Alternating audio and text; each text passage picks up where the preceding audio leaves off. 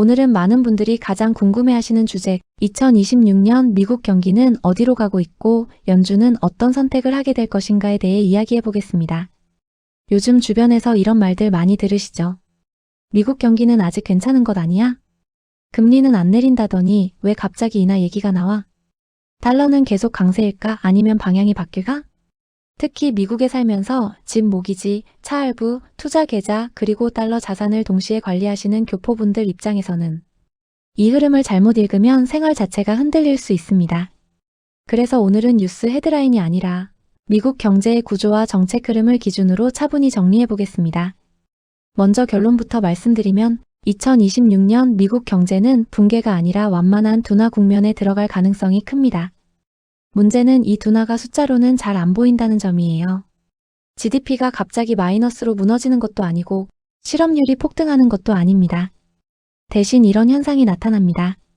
고용 증가 숫자는 나오는데 나중에 보면 대부분 하향 수정됩니다. 월급은 오르는데 생활비 상승 속도를 따라가지 못합니다. 기업 실적은 유지되는데 신규 채용은 점점 줄어듭니다. 겉으로는 멀쩡해 보이지만 안에서는 서서히 체력이 빠지는 구조입니다. 이 흐름을 가장 먼저 보여주는 지표가 바로 고용입니다. 미국 고용시장은 여전히 강하다고 말하지만 최근 데이터를 자세히 보면 신규 고용의 질이 많이 달라졌습니다. 정규직보다는 파트타임, 고임금보다는 저임금, 민간보다는 정부 의료 교육 쪽 고용이 늘고 있습니다. 예를 들어 예전에는 테크 기업이나 제조업에서 연봉 10만 달러 이상 받는 일자리가 늘었다면 요즘은 병원 보조 인력, 공공서비스, 시간제 일자리가 많아지고 있습니다. 이건 경기 확장 신호가 아니라 경기 방어 국면의 전형적인 모습입니다. 이렇게 경제가 서서히 식어가면 연준은 결국 선택을 해야 합니다. 지금 연준이 가장 두려워하는 건 단 하나입니다. 인플레이션이 다시 튀는 것입니다. 그래서 2024년에서 2025년 내내 금리를 쉽게 못 내리고 버틴 겁니다. 하지만 2026년으로 갈수록 상황이 바뀝니다. 왜냐하면 인플레이션은 물가 수준이 아니라 물가 상승률로 판단하기 때문입니다. 이미 한번 오른 물가는 잘 안 떨어집니다.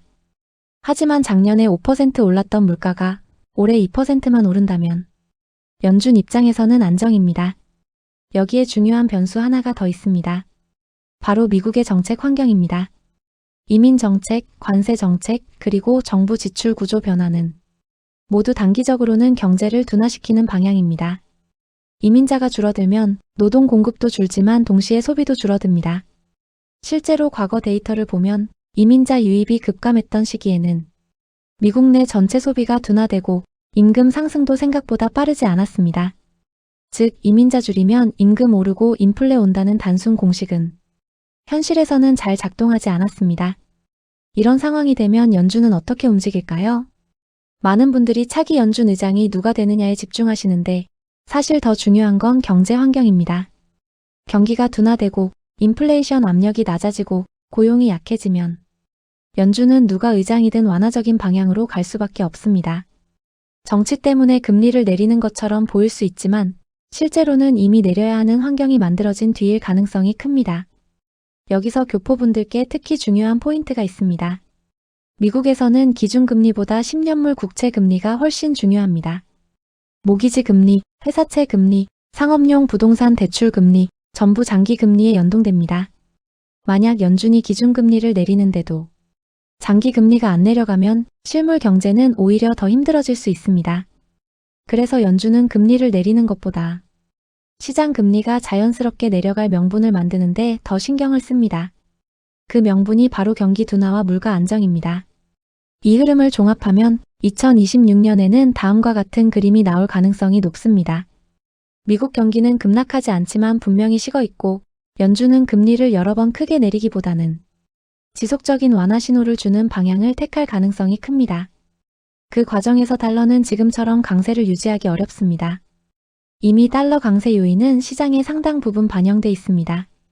앞으로는 얼마나 더 나쁘냐가 아니라 생각보다 덜 나쁘다는 신호에도 시장은 반응하게 됩니다. 이제 투자 관점에서 한 가지 말씀드리고 싶습니다. 요즘 시장을 보면 너무 많은 분들이 매일 방향을 맞추려 합니다. 금리 인하 한 번에 베팅하고 다음 달 지표 하나에 전부 바꾸고 뉴스에 따라 포지션을 계속 바꿉니다. 하지만 미국 자산시장에서 가장 수익률이 좋았던 계좌들의 공통점은 거래가 거의 없었다는 점입니다. 미국에서 집을 산다고 생각해 보세요.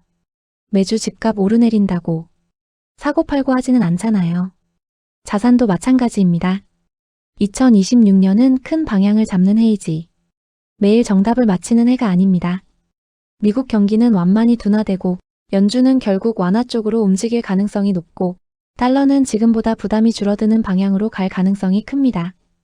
이 큰 흐름 안에서 본인의 생활, 부채 구조, 투자 비중을 차분히 점검하는 게 가장 현실적인 전략입니다. 오늘 영상은 불안을 키우기 위한 내용이 아니라 과도한 공포를 덜어내기 위한 정리였습니다. 2026년 미국 경제는 위기라기보다는 조정의 시간에 가깝습니다. 이럴 때일수록 뉴스보다 구조를 보고 단기 예측보다 방향을 보는 시야가 필요합니다. 다음 영상에서는 이 흐름 속에서 교포분들이 실제로 점검해봐야 할 모기지, 투자, 현금 비중 이야기를 좀 더 현실적으로 다뤄보겠습니다.